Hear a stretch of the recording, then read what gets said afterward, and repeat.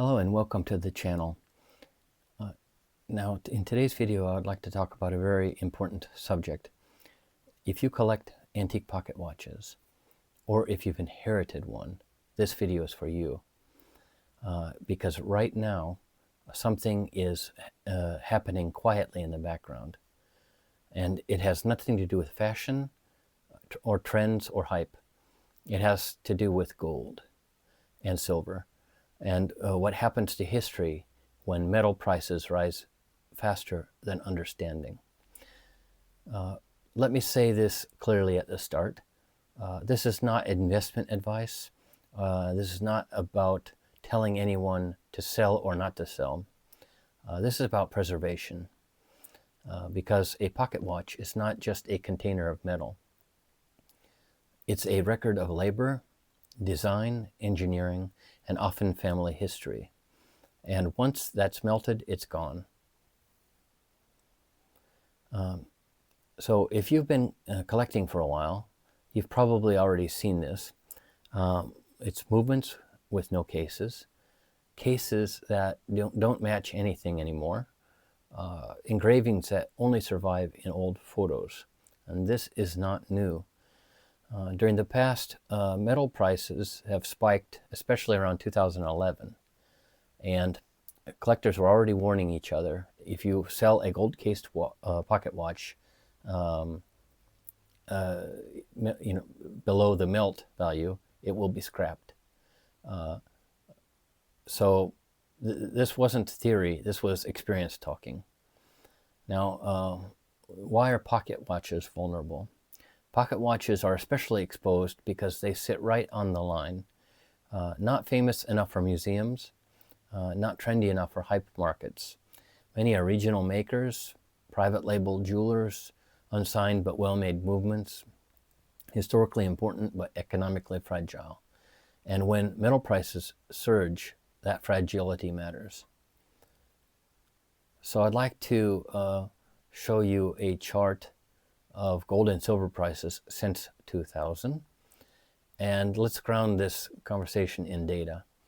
So since the year 2000, gold and silver have climbed steadily, with sharp spikes along the way. Every spike creates a moment when scrapping becomes attractive. Not forever, just long enough. And history doesn't need to long to disappear. So if we look at my second chart, this is the melt value of a pocket watch case. Now, pocket watch case melt value since 2000. This chart is what matters most. Here's a realistic example. A 14-karat gold case, about 40 grams, or an 18-karat case, around 35 grams. As gold rises, the melt value rises automatically. The watch doesn't get rarer. The craftsmanship doesn't improve. But suddenly the case alone is worth almost as much as the entire watch. And there's where we lose things. So why smaller brands disappear first? This pressure doesn't hit all watches equally. Big names tend to survive. The trophy pieces survive. But smaller brands, the everyday watches that actually tell us how people lived, those are the first to go.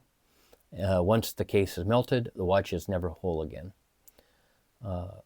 Now, future pressure, this is gold price scenarios to the year 2030. That's the end of the decade. You've probably seen the headlines.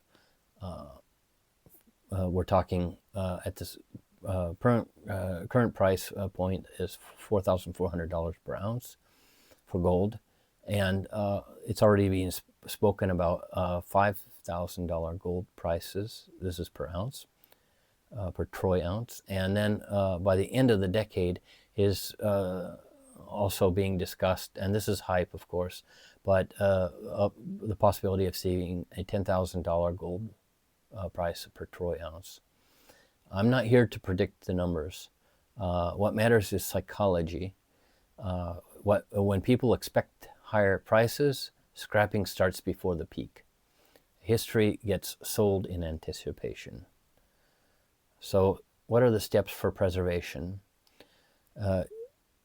If you own an antique pocket watch, you can do something about this, especially if one day the watch leaves your hand. So step one is to photograph everything. Take clear photos of the dial, the movement, the dust cover, inner and outer case backs, hallmarks, ponçons, etc., serial numbers, and engravings. Now store these digitally and print them as well. Step two is to write down the history of your object, who owned it, where it came from, what you were told, etc. Label it uncertainty clearly. Don't erase it. So these are important things that you can do. But step three, record physical details.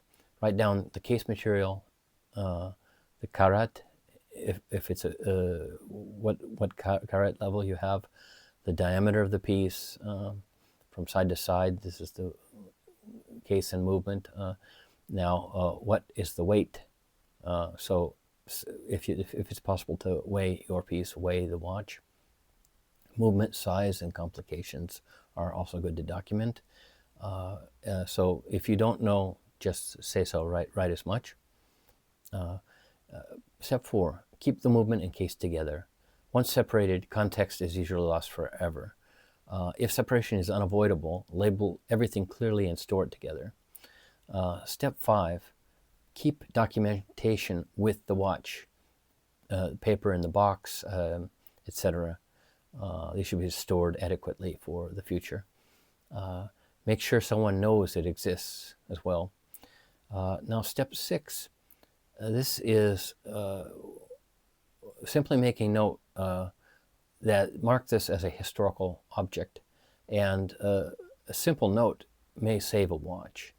So this pocket watch is a historical artifact. It is not intended for melting, for example. It sounds simple, but it works. Now in closing, we should consider the following, that markets rise and fall. Gold will do what gold does, but history does not come back.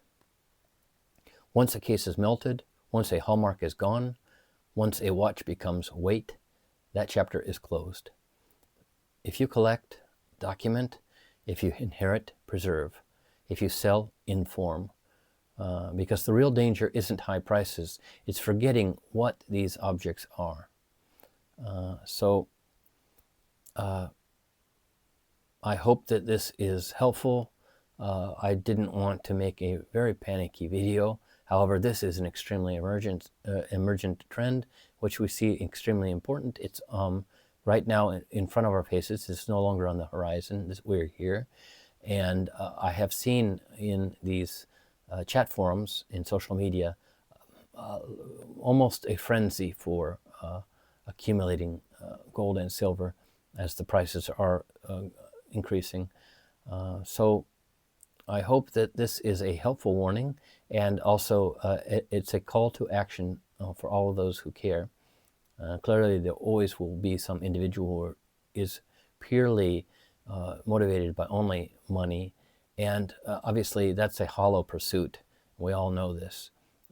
Indeed, these people go from spoilage to spoilage to spoilage, and they're not helping themselves out even if they acquire extra money for these objects. But the history does not come back, and it's our duty to preserve these objects, record them, document them before they're totally gone.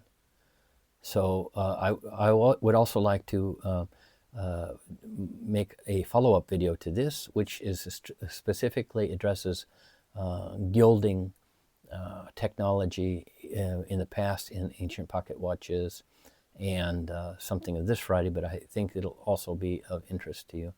So thank you for your attention. I hope that this is a call out for those who are in this hobby of collecting pocket watches, or indeed if there's someone attached to the industry itself, that they approach this matter with a little bit more balance. So thank you for your attention, and I wish you a good day. Bye-bye.